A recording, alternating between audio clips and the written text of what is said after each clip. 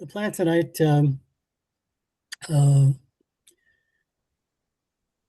was my presentation on stall recognition and hazards. Chuck was going to jump in towards the end and had some areas that he wanted to discuss, some scenarios. He emailed me yesterday. He's not going to be able to do that because he's got a work commitment. So it'll be just me tonight. If you have any questions as we go through, you can probably go ahead and ask. Depending on, I don't want to get tied up at any one point for any length of time, but sometimes it's more convenient to bring up your questions now rather than later. So at this point, I don't mind if you ask away, and we'll deal with it. If it starts slowing us up a little bit, then we may not be able to do that to finish up the reasonable time. First of all, I'd like to thank Steve for his efforts here. Steve suggested these Zoom meetings, and so it's his idea. He should get credit for it. Or blame. So thank you very much, Steve.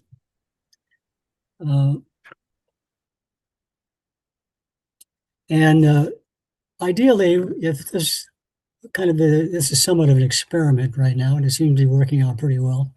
So it may be that we might want to consider in the future doing more of these during the off season, or maybe even during the season if necessary.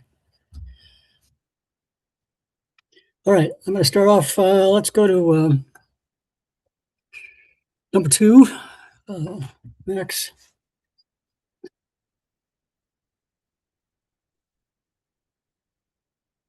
We're going to start with a scenario, stall spin scenario, and then we'll talk about some recognition, stall recognition to some extent, and talk about that a little bit. Thermaling stalls and some ridge soaring, and considering stalls that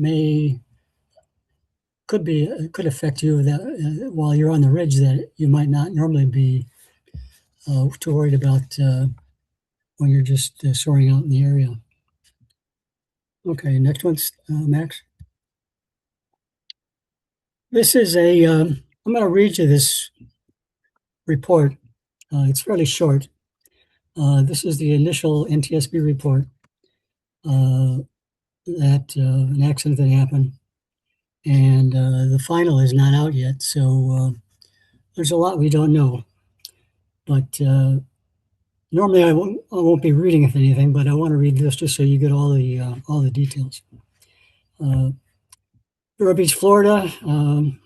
Pilot had about 14,000 hours of. He was a commercial pilot. I'm not sure. I don't have the information on his glider experience. It was an ASW 24, and he was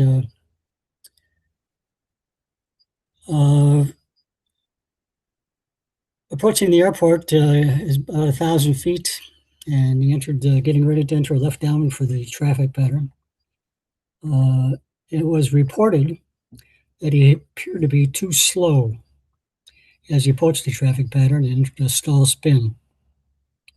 The glider recovered from the spin about 50 feet and then pitched up and entered a secondary stall spin. He descended in a nose-down attitude and impacted the ground rather severely. It was his first flight after recently completing his familiarization training in the high-performance single-seat glider. The cockpit was heavily damaged.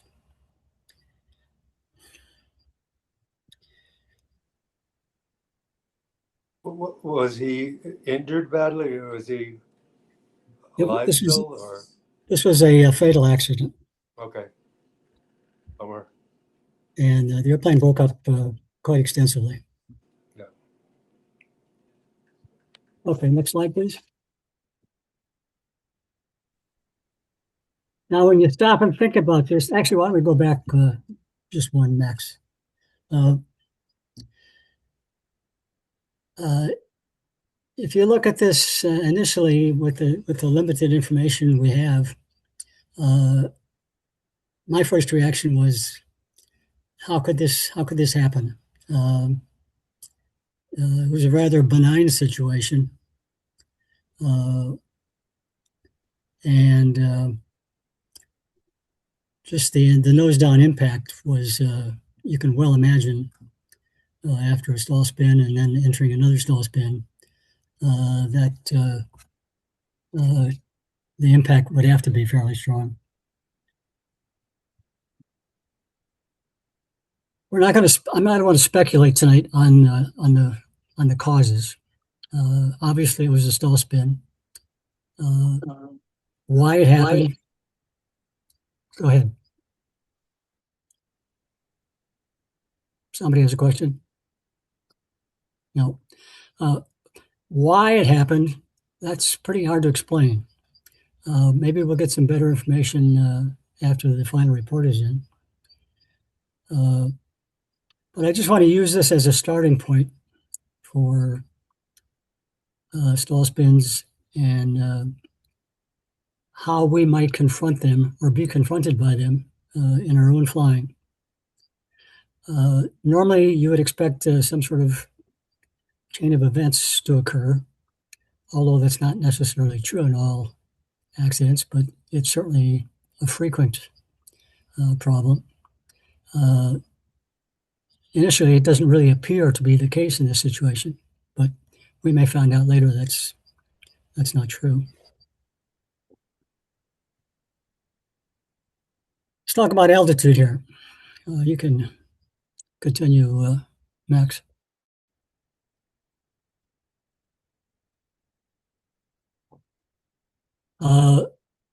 The let's think about some of the factors involved. Altitude. The lower the glider is maneuvering, obviously the higher risk of a stall spin. Not that it could occur, but that it could result in an accident.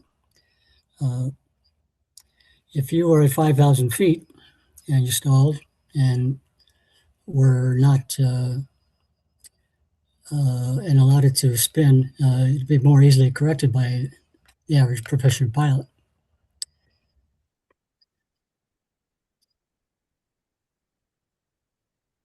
So the risk factor in any stall increases as the altitude of the aircraft decreases. Its risk is further increased in any accident, stall spin situation due to the bank angle. If you're obviously level, a stall spin would be normally more easy to correct than if you were turning, especially if it was a fairly steep angle of bank. Another factor here may have been the fact that it was the first flight that the pilot had in a single seat glider, or at least a single seat performance glider. I don't have any more information on that as to if he had flown other single seats, but it would sort of suggest that that's not the case. So he did have a cockpit checkout. It does point out for us, however, that now I don't know how thorough that was, but for our purposes, anytime somebody's checking out in a single seat glider, obviously we fly some training flights in preparation for that. And then when the individual is pretty much up to speed, then a cockpit check would be is performed, and it points out that that should be as thorough as possible. It shouldn't be something that's dealt with lightly. It's important to have a thorough check, talking about the glider itself, the suggested altitudes for the pilot to go to, what to accomplish on that flight before landing. Getting the basic feel of the airplane.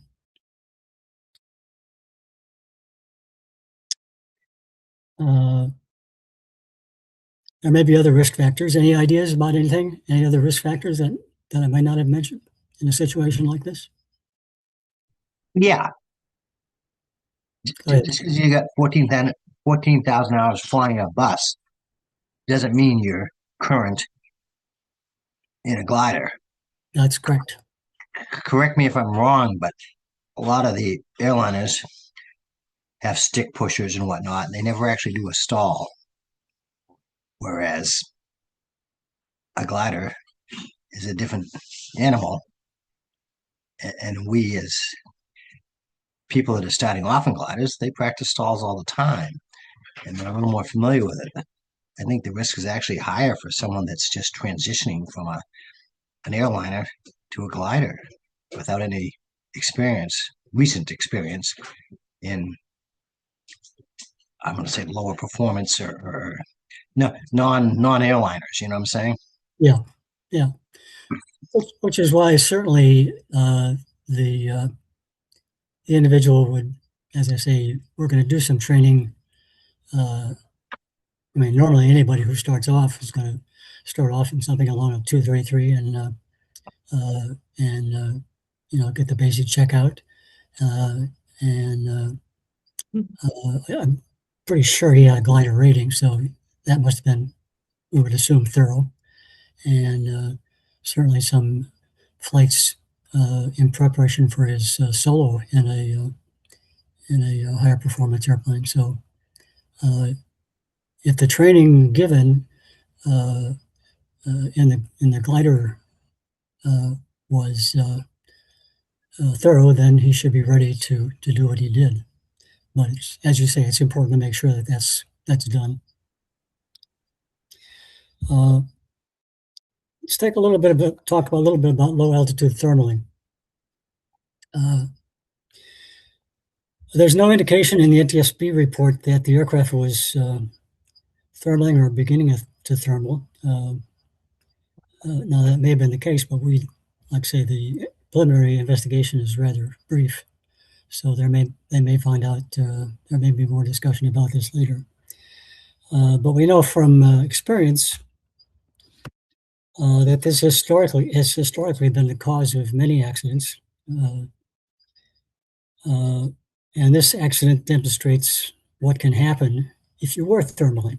The fact that he was straight level entering the pattern, of course, is something every glider pilot does every day he flies. But if we're using this as an example, he definitely got into a spin. The NTSB report said he recovered at 50 feet. Now there is another source of information which indicates that it was higher than that. It was 300 to 400 feet. I expect the final report will have a clarification on that.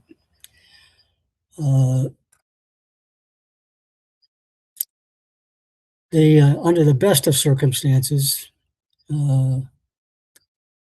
stall spin would not allow you with any good options. Let's assume that he recovered at 300 or 400 feet. The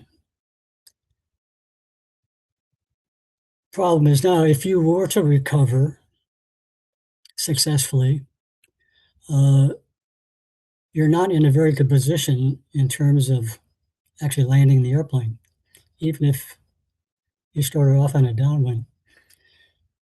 Because if you imagine yourself being at Franconia and this happens, 300, 400 feet at downwind, and you're coming out of a spin, you could be headed in any direction.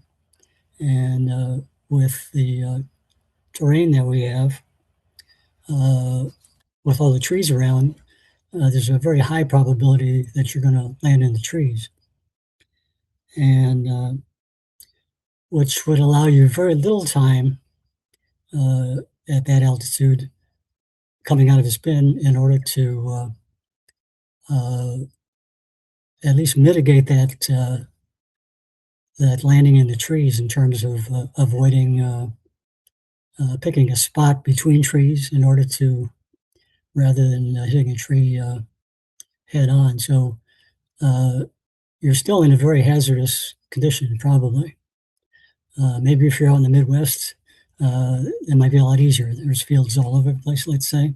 It might give you a chance to recover.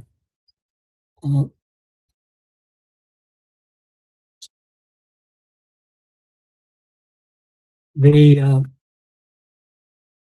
if you imagine yourself in this position, you're not anticipating a stall. You get into a stall, you get into a spin, you recover from the spin. You have to assume that you would be under fairly high pressure. And just coming out of a spin, it would probably be realistic to think that what are you going to do? What are you going to maybe use too much back pressure and to recover from this and calmly say to yourself, well, okay, what do I do now? I'm going to head over here. I'm going to head over here. It's very easy to anticipate that the normal human reaction would be to pull back, use too much back pressure, and get into a secondary stall and spin again. So if you equate this to being thermaling at 1,000 feet, which is fairly low altitude to thermal, you can see where the risk is involved here. If you do stall, even if you recover, your options are poor in terms of finding a safe place to land. So, if for no other reason, and there have been plenty of low altitude thermaling accidents, and there continue to be, and this is probably one very good reason, probably the worst outcome that you could have. So if you're in a situation where you're preparing to land out someplace, let's say even under the best of circumstances, you've picked a field, you're in a position to land, or you're preparing to be in a position to land, and you pick up a little bit of a thermal.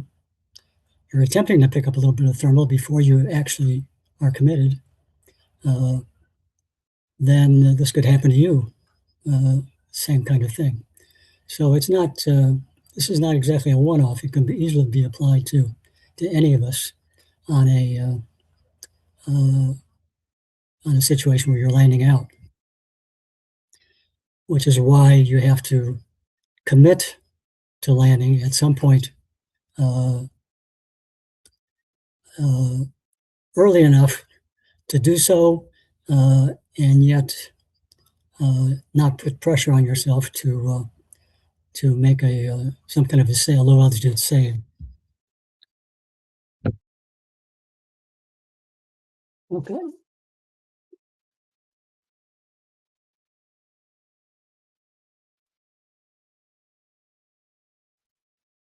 Go to number 5, Max. And before we advance on, Pete, I think Steve has a question. He's got his hand up. Yes. Oh, I'm sorry. Go ahead, Steve. Yeah, maybe a little bit more so as of an observation. You are talking about that in terms of a low save and everything. And one of the things just emphasize, because I have seen it myself personally, in one example that I'll explain here, is just how with the stress of that type of circumstance, you'll get tunnel vision and everything. A few of you probably have seen like my write-up on landing out in the middle of the winter. But before I did that, I shared it with a couple people and kind of got a debrief, one of them being Roy, and kind of a big slap upside the head was Roy. One of Roy's first comments is, well, I wouldn't have circled over the field at 300 feet like you did. And I went, what? And he's like, yeah, you and I go back and I looked at the IGC file and I did. Yeah, never even didn't remember it at all. Just was so focused. And I can remember, the best guess we came up with was, that I was trying to look at the field more. But it was one of those things that after the fact, I was like, that was not smart. And I can't believe I did it. And I even don't remember doing it. So, it is one of those things to recognize is in the stress of that situation, you may not react the way that you hope to, plan to. And that's one of the reasons why, practice on something like simulators or whatever can help out a lot. Yep, it's we don't know how we're going to react to a situation like that. That's where your training can help. But it's a very difficult position. So it's a position you don't want to put yourself in. Glenn. So I think Steve just actually a little bit already. One of the I think factors was it was just he was just checked out in a single seat, which we've all, after you solo, we've all been through that. And even more so for me, because I kind of fall into this category, got into a high performance glider last fall, Delta Mike. So, and not everybody's set up with something that's a two place that's going to be very similar. But so my question was, I guess maybe to Steve, but he mentioned it. Having flown the sim a little bit, I know obviously the sim's going to help you with speed. You're supposed to stall. But when you bring up the make and model in the sim, does it get pretty real? I know my only experience with that was flying RC planes in RC simulator and how real or not real that could be. So the sim would it really be helpful for something like this, trying to be close to make and model?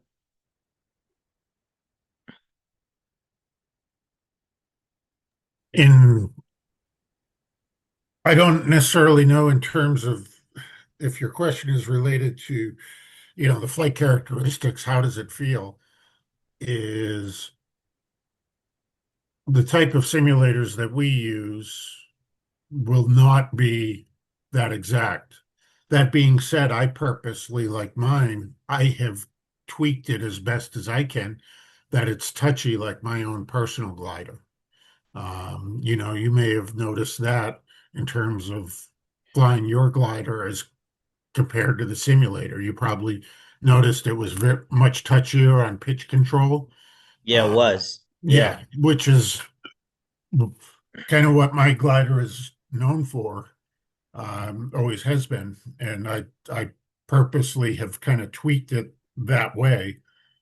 The biggest thing is it really does give an opportunity, and you've seen, my personal setup here behind me. I don't know if everybody's seen it, but that's it right there in the corner, is it gives the ability to do different scenarios associated with it. Is, I don't know, do we have Colin on tonight? I know Colin, part I see him.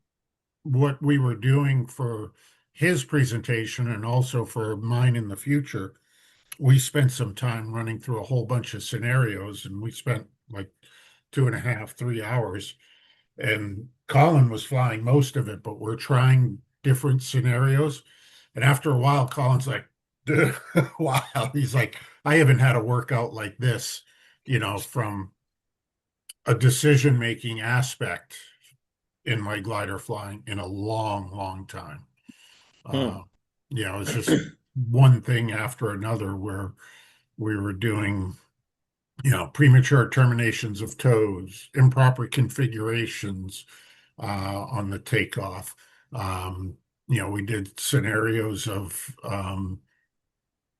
a kiting accident. We looked at a scenario as if, which we've seen before, if someone didn't connect up their elevator and what the result would be. And,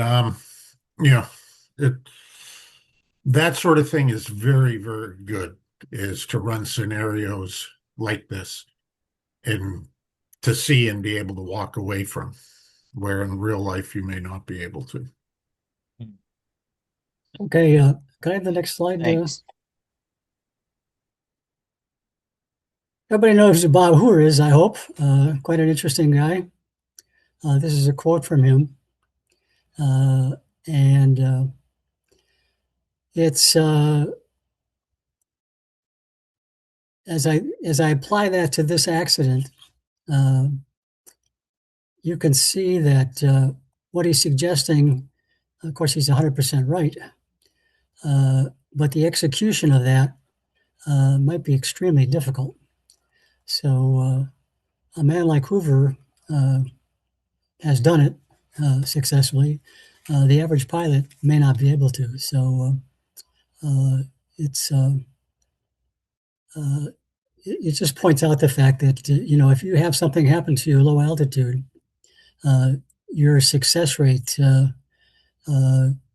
decreases rather rapidly the lower you get.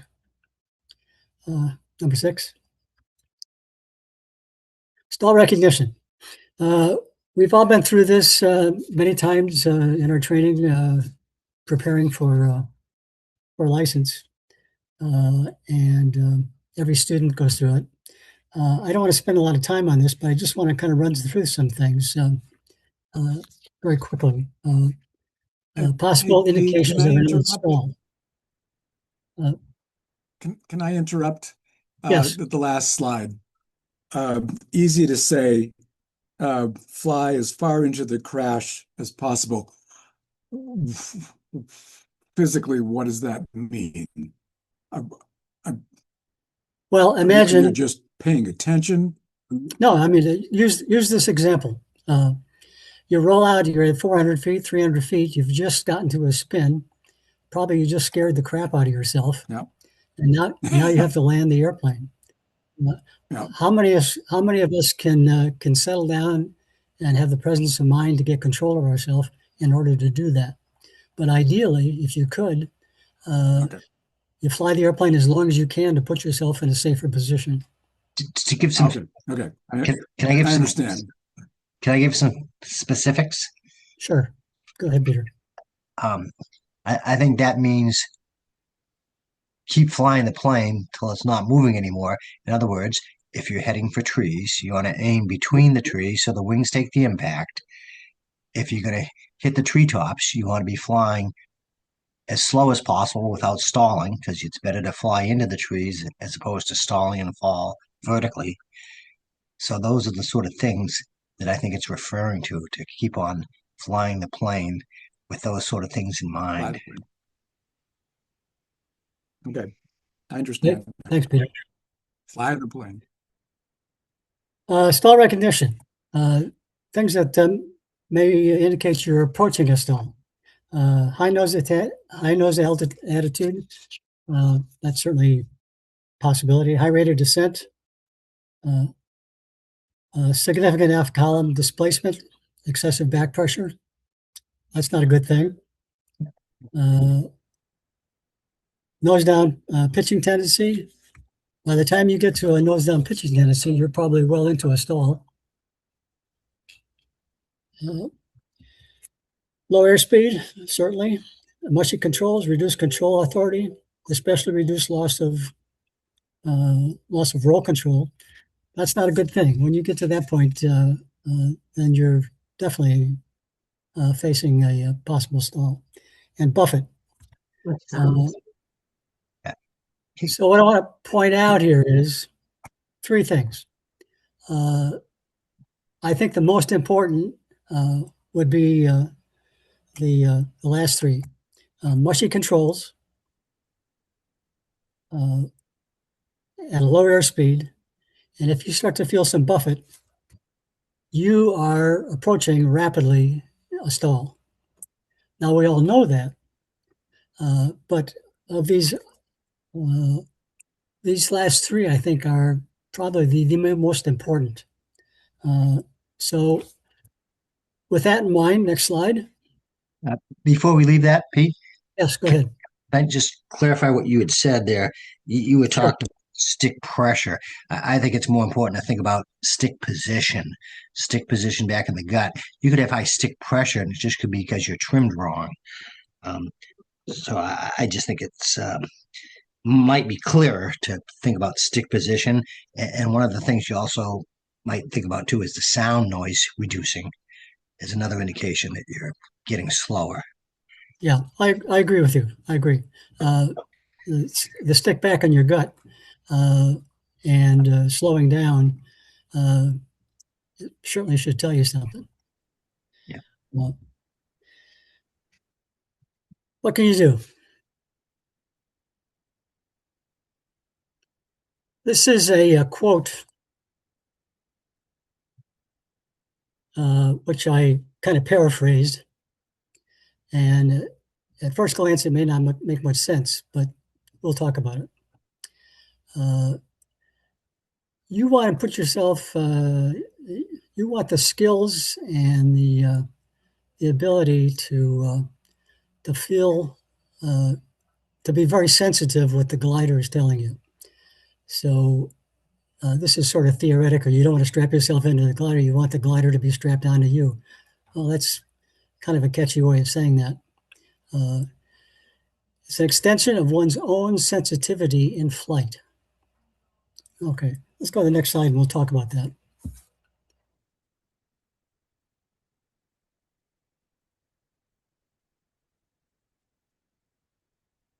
I have number 7, Max. I'm sorry, number 8. Nope. Yep. Whoops. Does that look right? No, go back one. Yeah, there we go. Okay. This is somewhat my position or my opinion. The glider's always talking to you. The question is, are you listening? And I think this is really true of all of us. It's very easy to get involved in being out there and just enjoying the flight and looking around, just taking it easy, nice and smooth maybe. But you're not always paying attention to what the glider is telling you, or maybe you're fiddling with your computer, any kind of distraction to flying the airplane. If you get into a stall situation or approaching a stall, the glider is talking to you. That's that mushiness, that buffet, the buffet for sure. It can be mushy without being, I would say, let's say you're probably closer to a stall once you feel some buffet than you are just having some mushy controls, although that's certainly an indication that you're approaching there. So I'm of the opinion that the hands do not lie to you. If you are sensitive what the glider is doing, especially when you're slow, that's the kind of sensitivity we're talking about here. Easy to talk about, but how do you do it? Let's go to number 9 quickly.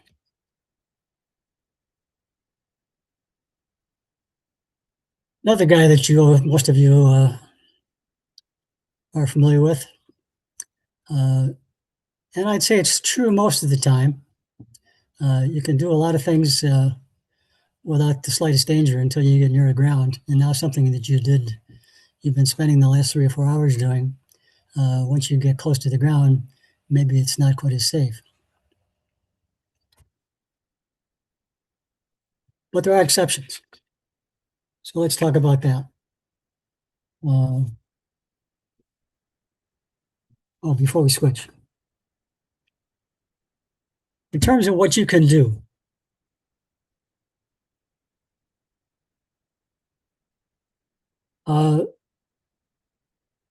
let's talk a little bit about practicing stalls. The students get a lot of practice doing stalls because they need to. Once you get your license, and especially as you get more experience, you're probably less likely to do any. I think one way to work on this idea of sensitivity to what the airplane is telling you is to practice your stalls maybe in a little bit different way. Let's use this exact situation as an example. Let's say this individual was thermaling at 1,000 feet.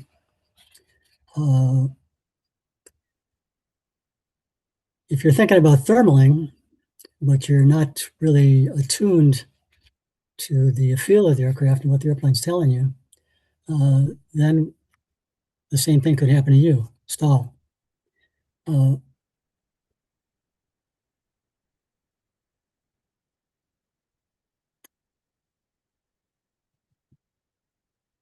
So what I would suggest is that when you have the opportunities, and you have plenty, someday that you're out there thermaling, and it's one of those days where you don't have a lot of lift, so you got to work hard for everything you get. You got to scratch to pick up what you need to pick up.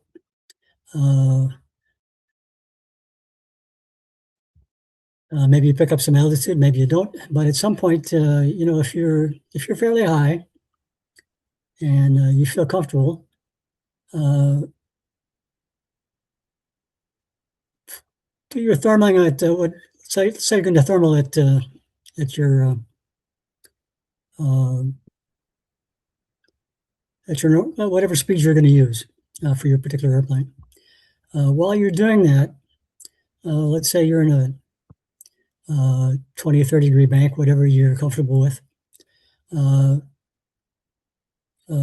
Decrease your speed just a little bit in increments, and until you get to the point that now you know the controls are mushy, you know you're slow, but wait until you feel that little bit of a tingle in your hands, that little bit of buffet.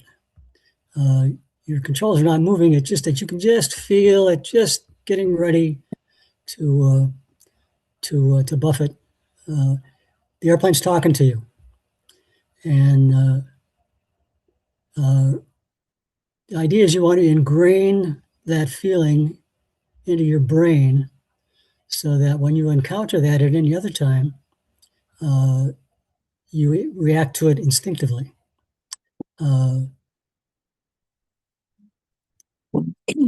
At different bank angles, same thing. If you get into a stall, you get into a full-fledged stall, well, you went too far, you would just recover from it. You're at a nice safe altitude. That should be no problem at all. I'm not suggesting you get it, force it into a spin. However, if you're comfortable doing spins, then maybe you're going to let it go a little further. You don't have to go into a complete spin. Maybe it just falls off, and you get a wing drop, and you get a little starter rotation, and you get out of it. If you're not comfortable doing that, then don't. That's when you should probably get with an instructor, and maybe get back in the Blantic and get some additional training. But on a regular occasion, practicing this at slow speeds, and it's slower and slower speeds until you get those kinds of get that kind of reaction from the glider is good. You're ingraining it into your brain.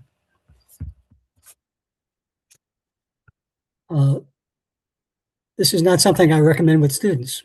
The instructor is in charge of the student, and he knows what the student needs. So he'll tell every instructor will tell his students what they want them to practice and what they don't want them to practice, until their proficiency is such that they can do these things.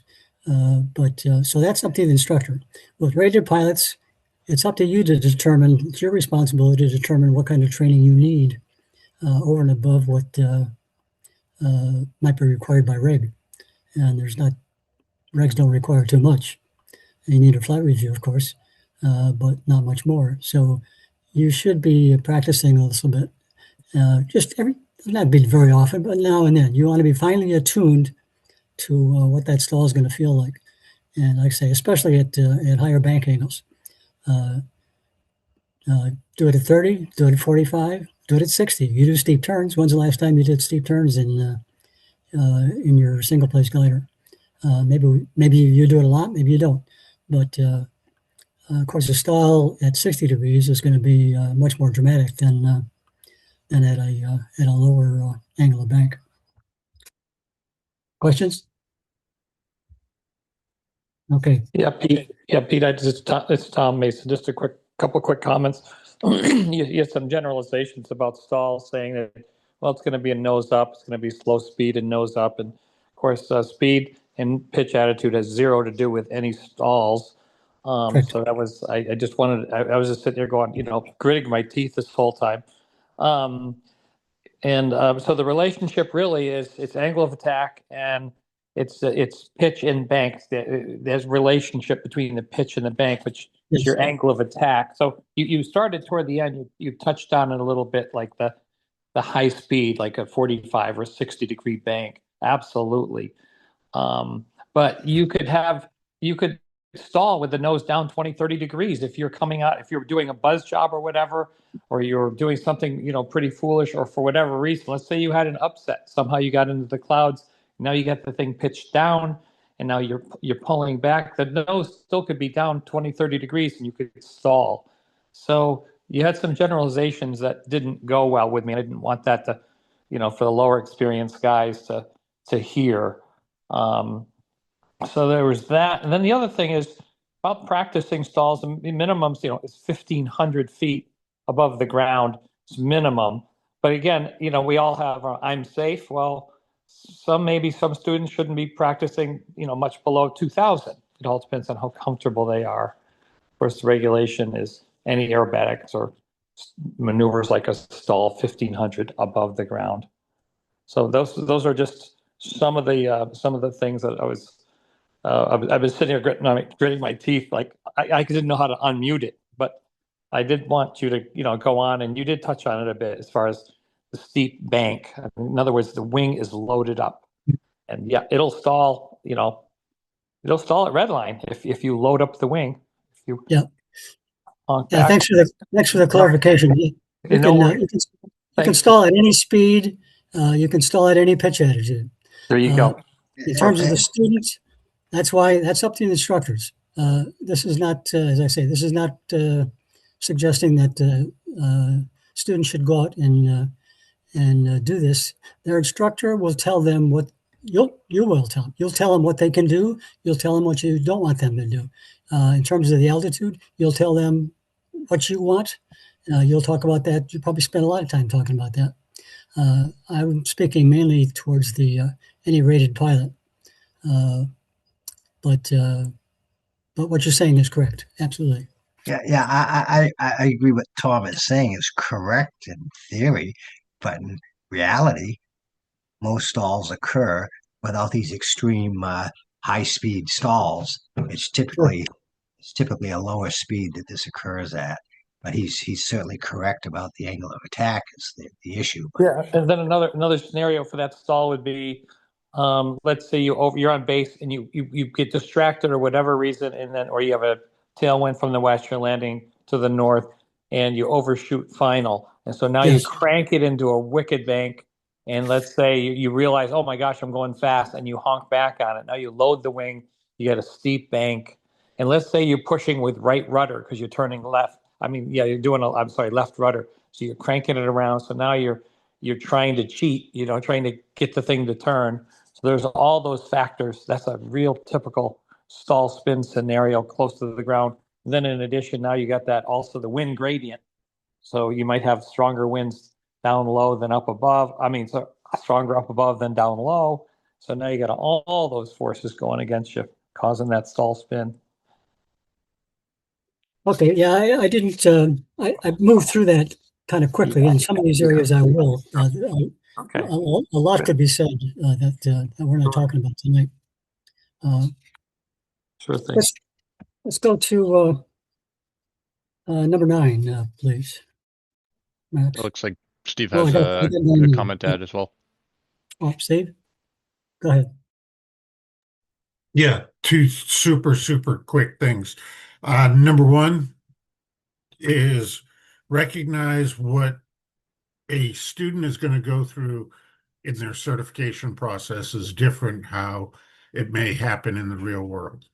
Is practical test standards for the gliders is up to 15 degrees of bank demonstrated during the practical test.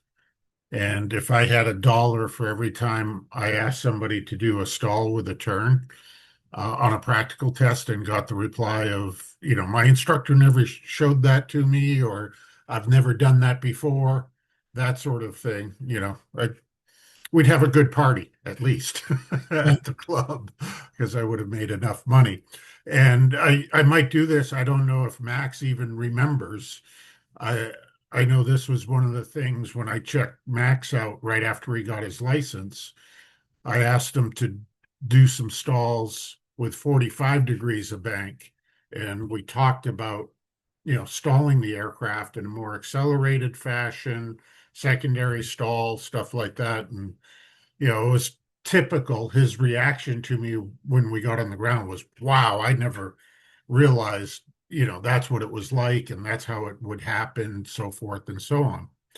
That all being said, I would encourage in the off season for people, if you're always looking for something to do flying wise, if you ever do the little bit of a road trip to certain places, there are places that do kind of have specialized gliders like the MDM Fox in Arizona Soaring, out at Williams Soaring Center, out at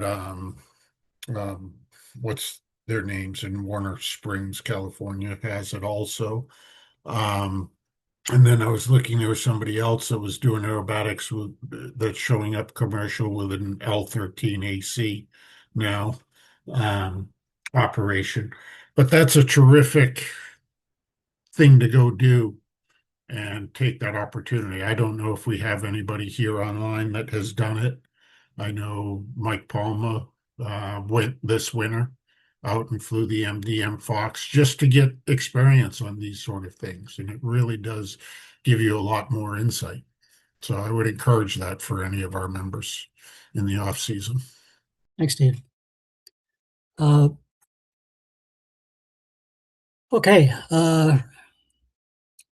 ridge accents.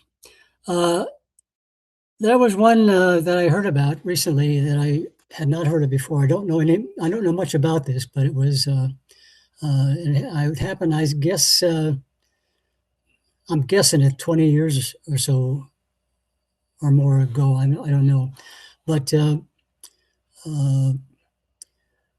we had an aircraft out of Franconia launched, went over towards the Mittersill area, released, and I think shortly thereafter, it wasn't very long, he ended up in the trees. And I don't know what kind of damage was done, although the pilot walked out, so it may not have been too severe. His name is not important. Some of you may know who it was and what happened, but we can discuss that another time. So with that in mind, move on to number 19. I'm sorry, number 11. Here's another stall spin L19 at Franconia. This is back in 1991.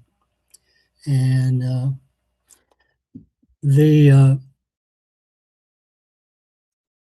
L19 was towing in a glider. He released the glider at about 1,000 feet above the train and started a descending turn away from the glider towards the ridge. This is a quote from the pilot.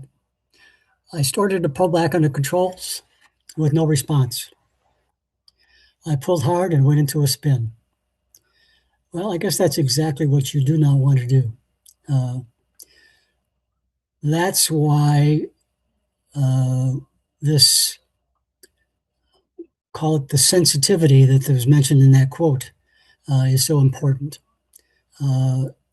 It's, of course, this is a power plane, and that sensitivity might be a little bit harder to acquire in a power plane, I would say, oftentimes, than an L19, especially an L19 in this situation where he's completed a tow and he's trimming, he's putting flaps down. There's a lot happening. So you're not going. It's not going to be the same as flying a glider near stall on a with 10 degrees or 20 degrees of bank. But in any case, this is stall recovery. It should be in everybody's mind. It should be automatic.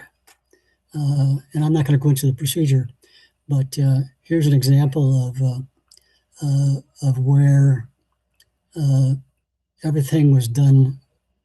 The technique was lacking. Pull back, got no response. Pull harder. Well, if you keep that up, something bad's going to happen, which did.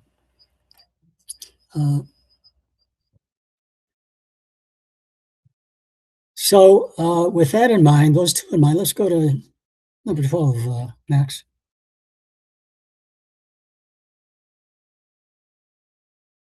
I didn't put all of this on the slide, and I'm just going to go through real quick.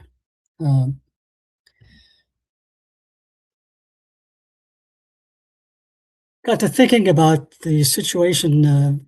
Flying at Franconia is rather unique in some ways. You go down to the Blue Ridge or the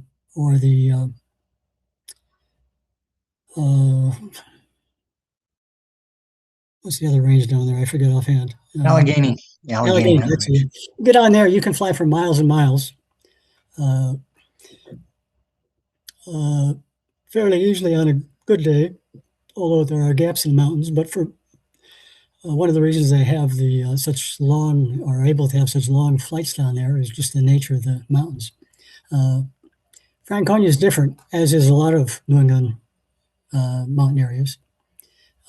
We have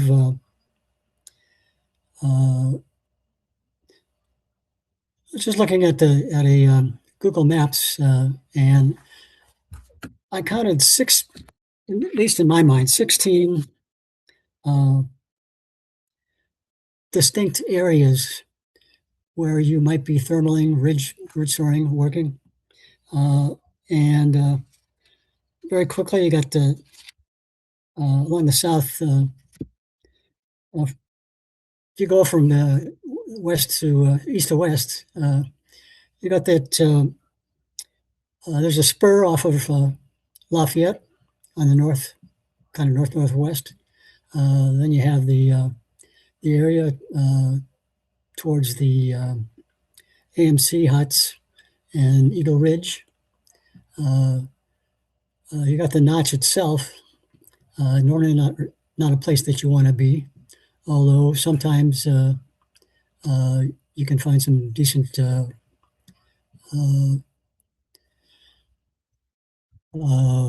some wave if you can get a little bit high and the winds are right in the notch.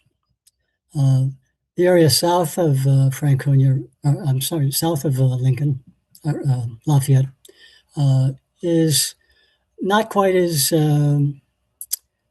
broken up as other areas, but you still have, there's a couple of 3 big spurs on some of those mountains down there. And if you're flying down that way, you'll usually have pockets of lift on a weekday. If you're going to have any lift at all, there'll be pockets where some are better than others. From Cannon Mountain, you got the where the old man used to be. Normally, you're not ever over there. There may be circumstances where you are, but normally that's not a good place to be. But you got the ski area. Normally, we stay out of that area for one reason, a couple of reasons. The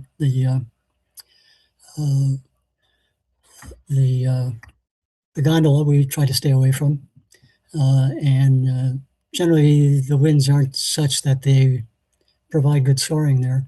Mittersill is a good area, a good spot,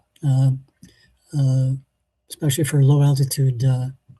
Well, even if you're going up to a higher altitude, there's typically some good thermaling in that area. And then the Cannon Bowl is very small, but sometimes that's pretty good. Then you head onto the Cannonballs. That's a little bit more ridge friendly. It's not quite as intrusive in terms of airflows. Bald Knob, good place to work for thermals. Kinsman, and the Kinsman, that spur off Kinsman sometimes worked well. Then you work your way down to the let's call it the Kinsman Bowl between North and South Kinsman. That's a little bit bigger to work in, and that sometimes works well. And of course, then on a good winds are right, a lot of times there's pushing off in front of the Franconia or the Kinsman, North and South Kinsman. Some good areas in the valley if you can get high enough for mountain wave if there's enough wind. So we have some very distinct areas that in some respects we're blessed with because it gives you quite a few opportunities for different kinds of soaring at different spots depending on the winds. And and they're all just a little bit different, which also presents some different hazards. And that's what I want to get into.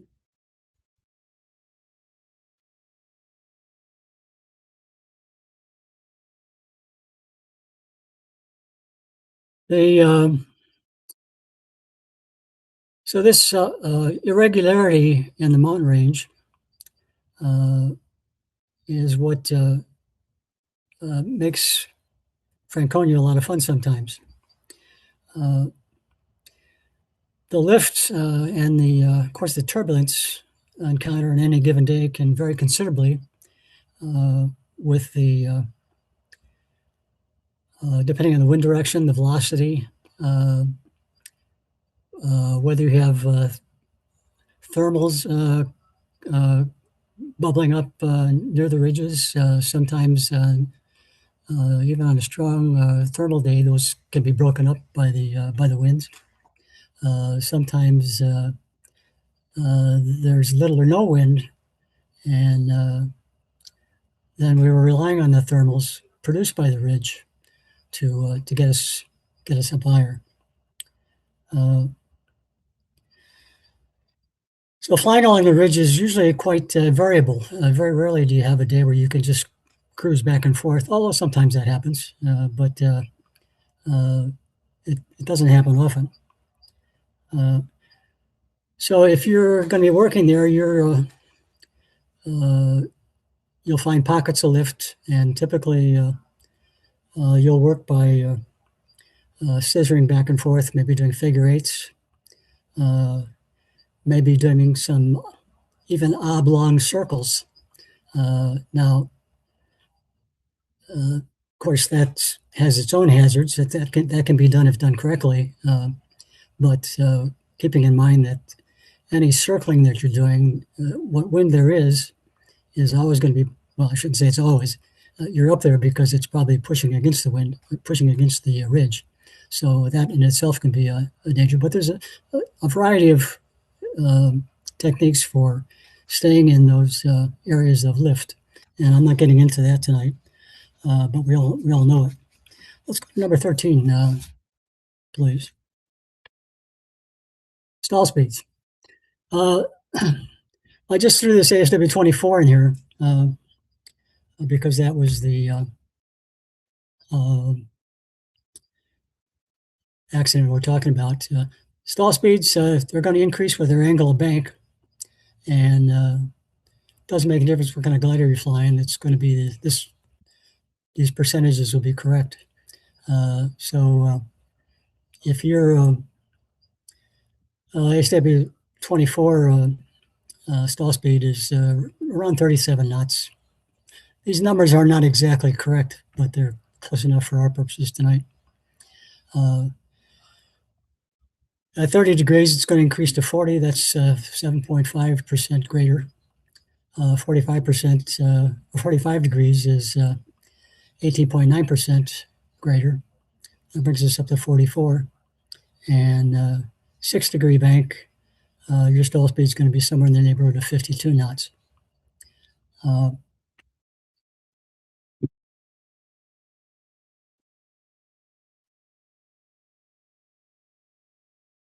And kind of a simple way to think of this is 10, 20, and 40 on stall speeds.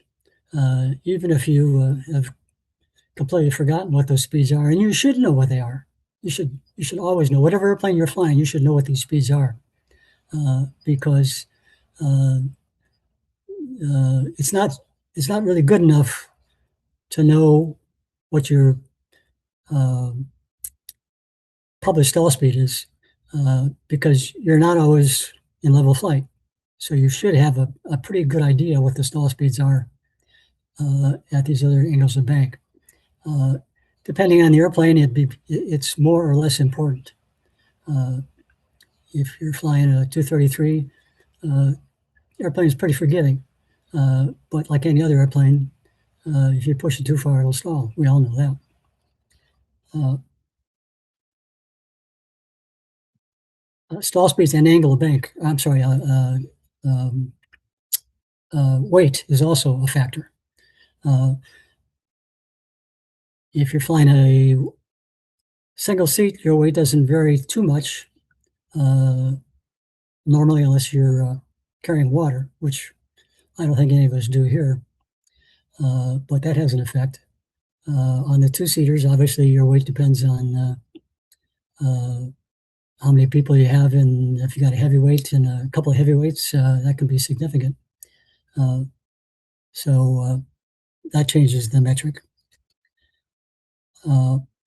So let's go ahead and do number 14.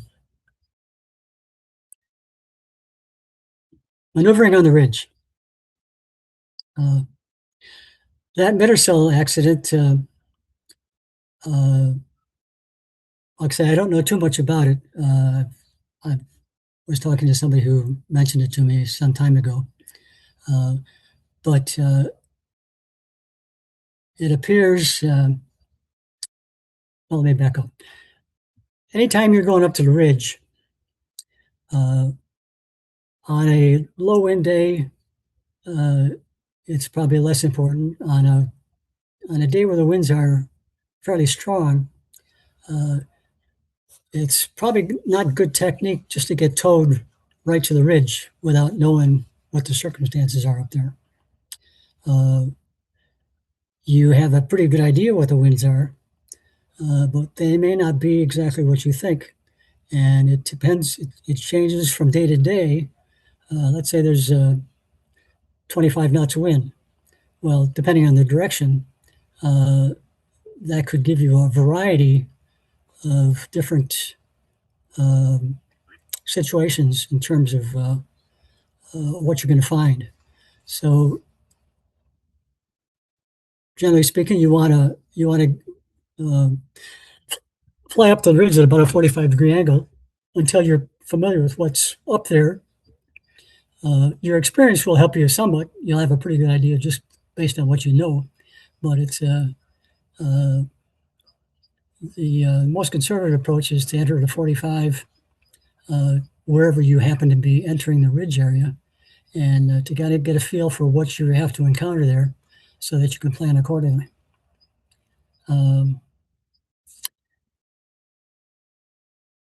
Methods of maneuvering. We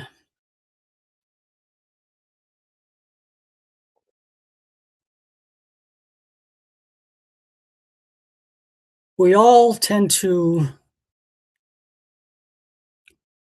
our method of thermaling or working the ridge varies somewhat based on the pilot. Some people are more aggressive than others based on the airplane. Some with more performance gives you a little more maneuverability.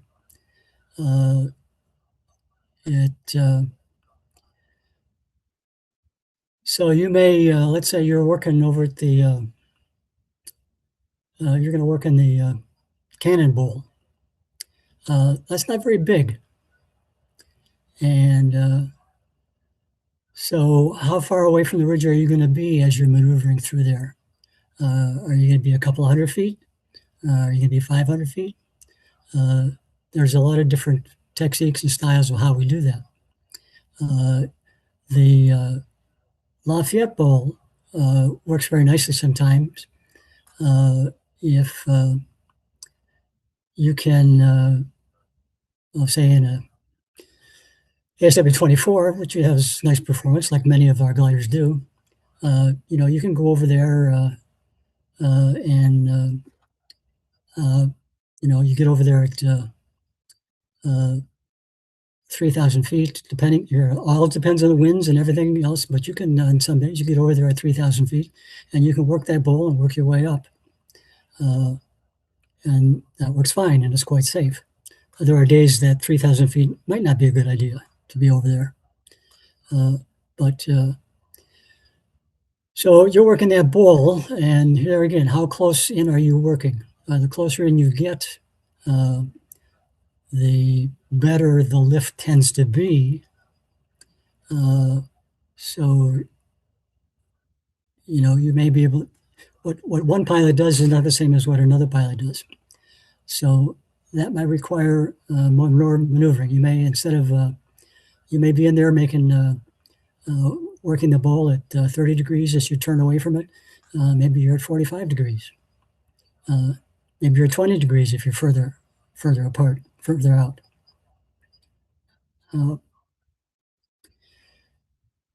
And let's talk about some altitude considerations. These are all risk factors, what you do. But altitude considerations I'm not sure we give it as much thought as we probably should sometimes. That may be just my observation.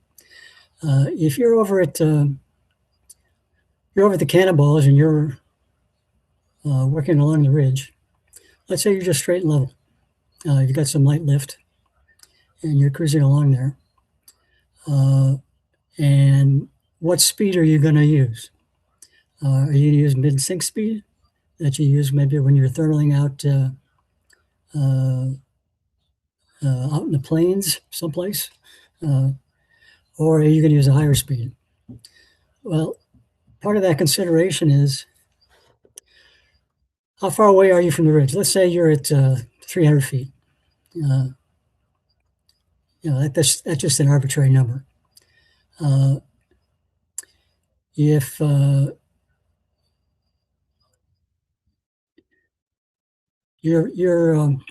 what if you do stall for some reason?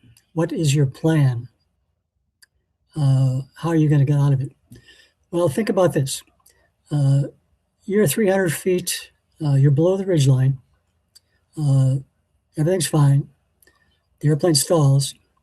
Your thought process is, okay, I'm going to if I'm heading west, I'm just going to make a right turn, and I've got all that altitude below me, and that's my safety valve. Sounds like a good plan.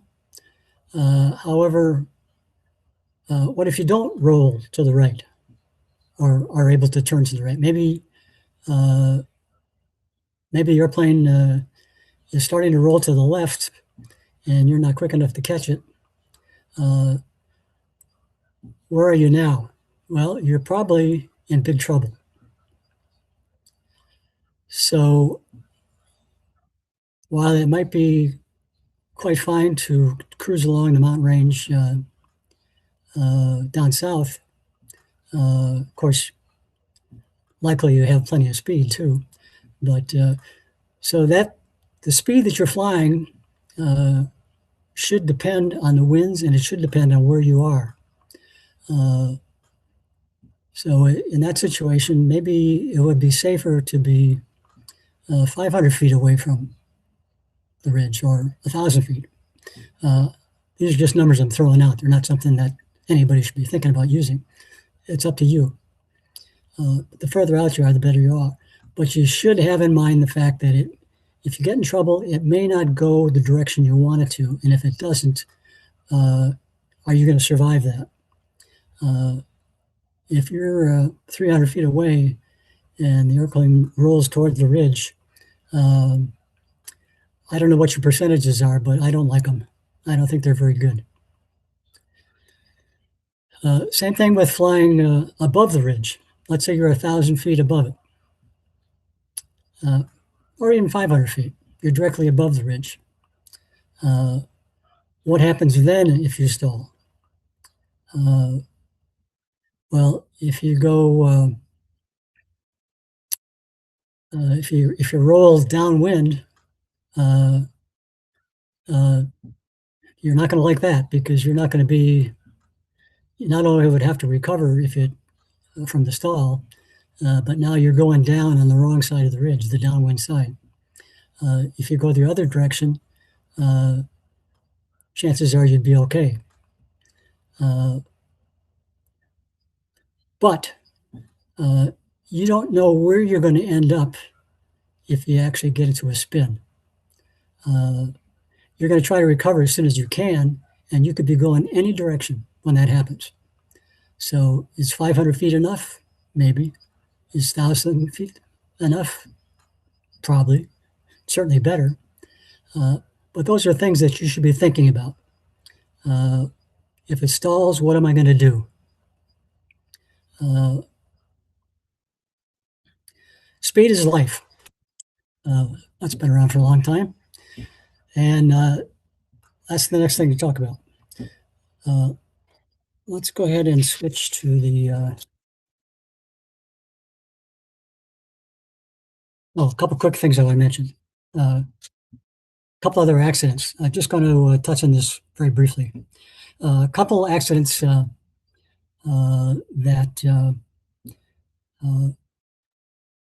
these things that we're talking about, we rarely, if ever, run into them at Franconia, and that's a good thing. At least I don't think we've run into them, other than these previous accidents that I mentioned. But those were not. The L19 was a stall spin, but the other one was not.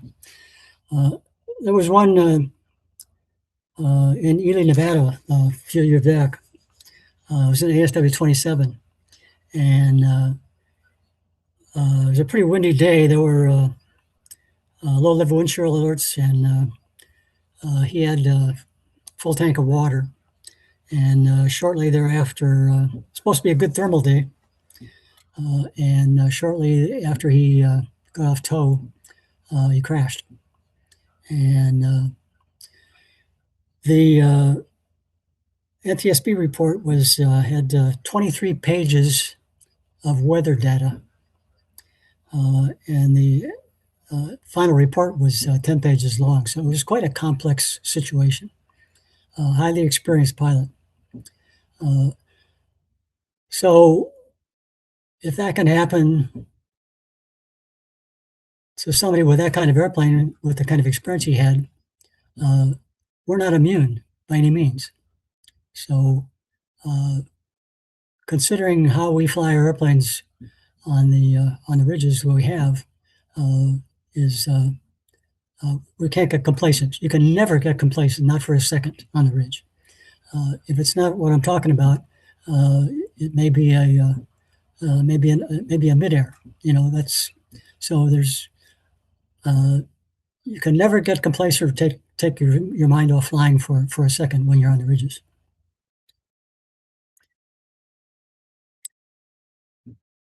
Okay. I'll take a short break for a question or two if you have any so far. Okay, I put everybody to sleep. Let me go ahead. I'll try to finish this up.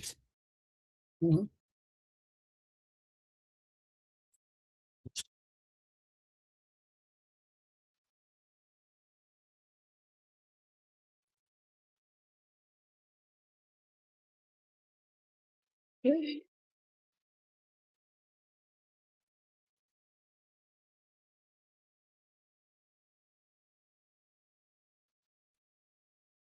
Yeah, just a couple things.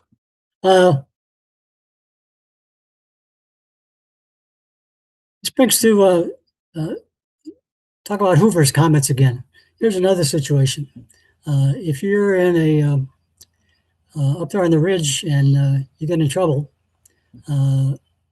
you may not obviously you may not be able to recover, but can you have the presence of mind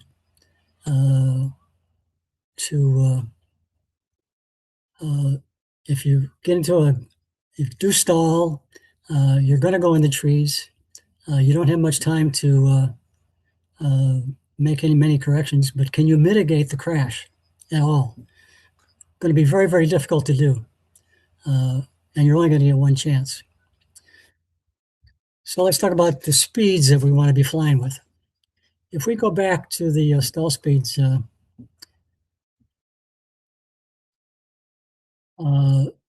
there's no real formula that I've ever heard of that you can use to determine how fast you want to be flying when you're working the ridge. I mentioned a number of various possibilities of, your techniques of flying, how you fly, how far away you are from the ridge, all those things. So, how do you go about picking a safe speed? Well, if somebody has the answer, I'd like to hear it because I don't know what it is. We I got some guidelines, Pete. Good. Let's hear it. Students should never fly the ridge within 500 feet of the ridge below best L over D. If they can't stay up at best L over D, then they should head away from the ridge into the valley. Yep. That's one guideline I tell students. Once you get your license, if you want to try getting slower, well, that's at your own risk, and that's a fact. You make that decision based on how high you are above that ridge. Obviously, if you're down very low, you don't want to be going too slow. But if you're up 500 feet and you feel, as a licensed pilot, if you feel you can fly at minimum sync, have at it. Those are my guidelines, Pete. I'm glad you mentioned it. One thing I forgot to mention, that's 60 degrees of bank. Normally, you're never going to be at 60 degrees of bank, unless possibly you're working, you're working in an area as you come back around to, if you're doing S-turns or figure eights, as you're turning back towards the mountain, you don't if you're strictly talking thermals, a 360 might be satisfactory, maybe. But if you're not talking thermals, you're talking just strictly ridge lift, you want to be in a position to turn away from the mountain at all times. But let's say you miscalculate in one of those bowls or anywhere for that matter, and you're getting closer to the ridge that you safely want to, and now you've got to crank it around to make sure that to give yourself plenty of room. That may require 60 degrees. So in terms of what speed you're going to fly, maybe you want to be thinking about using this example, a 52 knot stall speed. Maybe you want to be at 65, maybe 75. It all depends on the circumstances, which of course there's no average.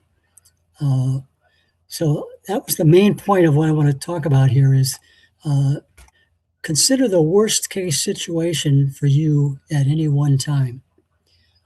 Because if you don't, you are making a bet that you don't want to lose. Because it's like going down to Vegas. You can bet $50, and the worst you can lose is $50. But if you're betting $1,000, well, that's a lot to lose. In this case, if you're making that kind of bet, possibly, and it's a good idea to consider how you fly the airplane and what degree of risk that you want to take. So, min-sink speed in those cases, say if you're working one of the bowls, if you're far enough away, min-sink speed may be okay. Maybe I'm not saying that's wrong, Peter. What I'm saying is the less your options are, the more your speed has to be. So if you're flying that bowl at 100 feet, which would be dangerously close, I think, then you definitely would not want to be at min-sink speed. If you want to fly at 300 or 400 or 500 feet, you have more leeway. Okay. Anything else anybody wants to mention? Just one quick comment about stall speeds, and that is that the airspeed indicator may not necessarily be accurate. Chances are it's not accurate. Correct. So I think everyone should be familiar with the glider they're flying and do some practice stalls when they first start flying that glider and find out what it really stalls at. And as you pointed out correctly, Pete, there, the weight of the glider is a big factor too if it's a two-place ship. Yeah. Yeah, I think I would like to think the whole gist of my conversation tonight is we do what we're talking. We fly those ridges all the time, and we get very familiar with them, which is good. And historically, we have not had any problem, and that's good too. But it's good to consider worst case situations, and are you prepared to deal with it? Because you are, in some cases, putting you're betting your life that you're correct, and now that's a rather draconian thought to think, but it's good to have you in the back of your mind. So sometimes you want to rethink what you're doing. Maybe this is not the best idea, but and I think the instructors do a great job. I think we do a good job of teaching students the proper things to do. The only thing they don't have, unfortunately, is experience, and so that can be. Sometimes it's a painful way to learn, as we've all found. Okay, I have no more to say. We've burned up a little more time than I planned. But thanks for your comments. Any others that you'd like to make? I'd be interested to hear them. Just two more accidents that happened up on the ridge that well before my time that I don't know anything about, but just, you pointed out we've had good luck there, but there have been other accidents besides the one you referenced at Mittersill. There's obviously the 233 that landed up there in the lake, and as well as it was a biplane that landed up there somewhere too. Just FYI. Yeah, I went back through all the NTSB reports that I could find, and I didn't find any others. Yeah, I think the 233. I don't think there was an NTSB report. I didn't see that one. No, I didn't. But as Steve has shown us in his videos, the wing's still up there. Yep. If you know where to look, you can find it. Yeah, there's actually about 4 or 5 glider accidents along the ridges out of Franconia. I think there's 3 Grobes accidents over the years.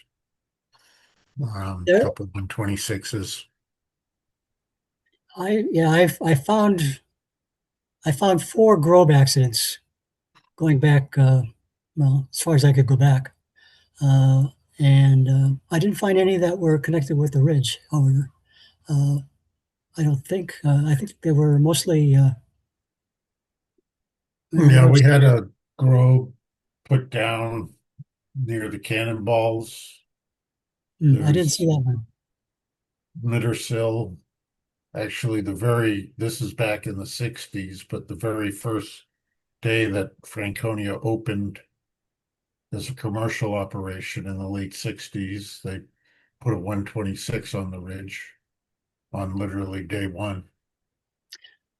That one of those might have been the one that I referred to, but didn't know anything about. Yeah, I think the one you were referring to was in 1988. I had the accidents open off of NTSB, but if you go to the easiest way is just go to the Carroll search that's where I got report on ntsb.gov. You put in the dates like back to 1965 and just put the city as Franconia, state, New Hampshire, and hit search. It'll pull up a bunch of them. I did that, but that's why I couldn't. Although I didn't spend a lot of time on it either, but then you also have the gentleman in 24 a year and a half ago put his glider in the trees en route from the ridge to Post Mills. Same That thing. was down Canaan. That was a Grove 102, I believe, if I recall. JR was here. At that same time, JR and I were doing some team teaching to get him down to Moosilauke when that occurred. Remember? Yeah, I remember that. Yeah. We heard it on the radio. Yes. Yeah. JR, you look awful comfortable. I am comfortable.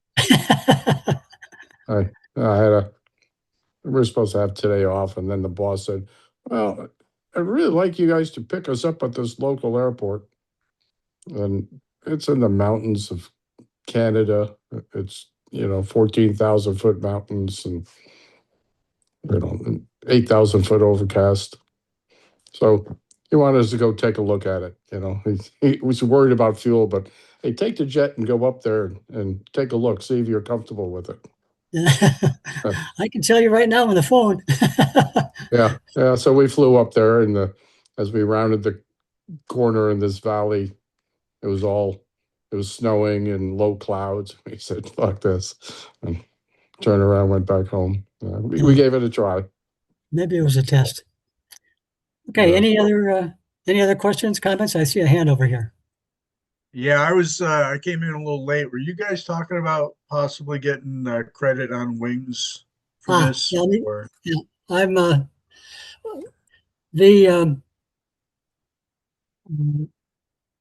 Steve steered me over to a gal who works for the FAA, and I tried to call her a couple of times, but I haven't been able to get through to her. What we're trying to do is get wing credit. So what will I have to talk to her first. One thing that we will need is anybody who's listening today, why don't you send me an email, and I need of course, I'll have your email address. I really just need your zip code, or you can send me a text.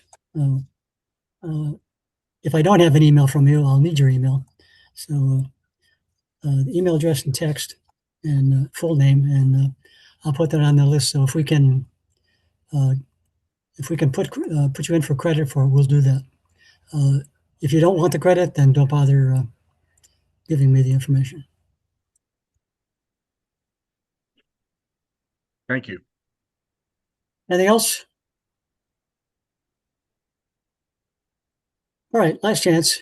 Thanks for coming. I hope that you got something out of it.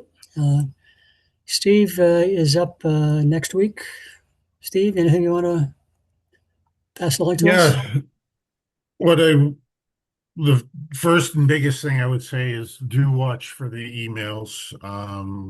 My work schedule changed a little bit today. I should be able to do it still that evening from a hotel room. Is what it looks like right now, but I would just emphasize, do look in case we have to adjust slightly.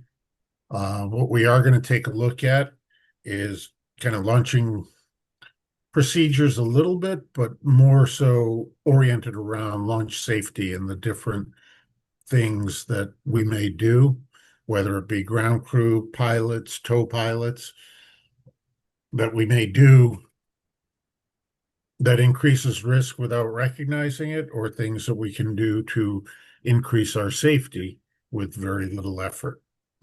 That's probably the best way to put it. We'll look at some scenarios. We'll talk about some things that we do.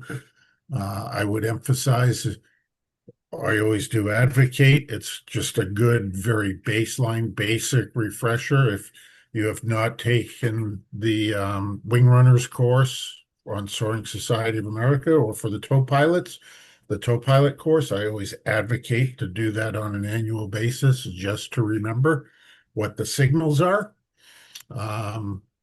Just it was funny.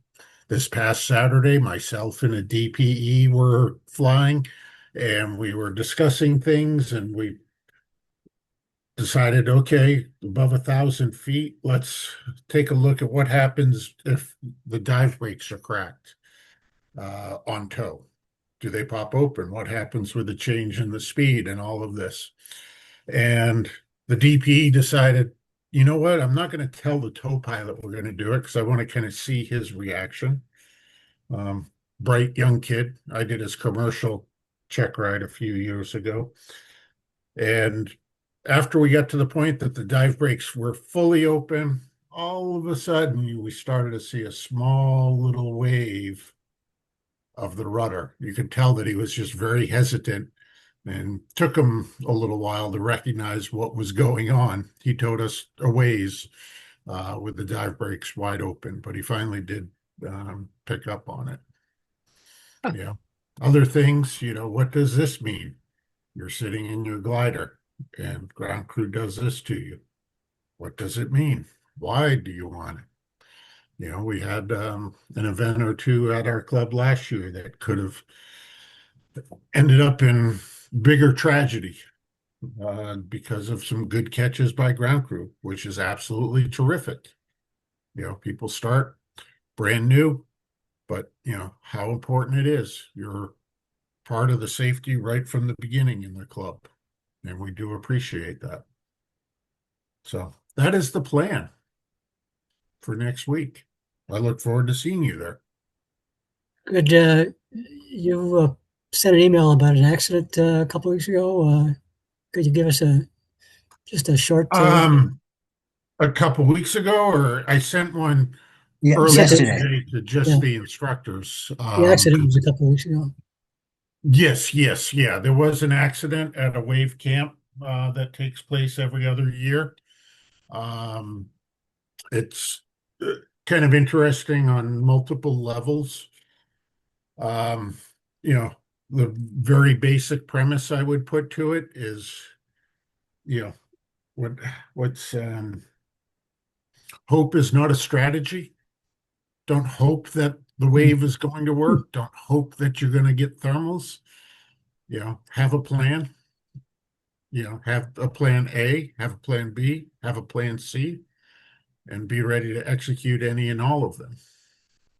I highlighted it to the instructors. It was a kestrel in, right now it's labeled as Asheville, North Carolina. I think they will change the town to Mocksville or Burnsville or something like that because it was in the mountains.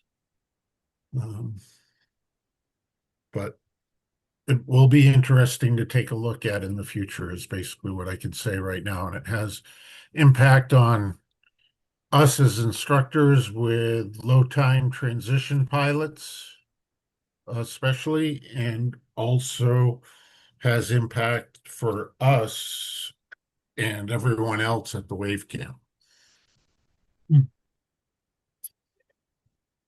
Okay, well, we've chewed up a little time here. So next Tuesday, 7 o'clock, correct?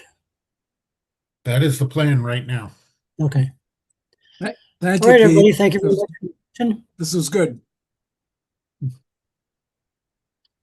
And we'll see you next week. Thanks, Pete. Thank you, you, Pete. Thanks, Pete. Thank you. Thanks. Thanks. See you next Tuesday.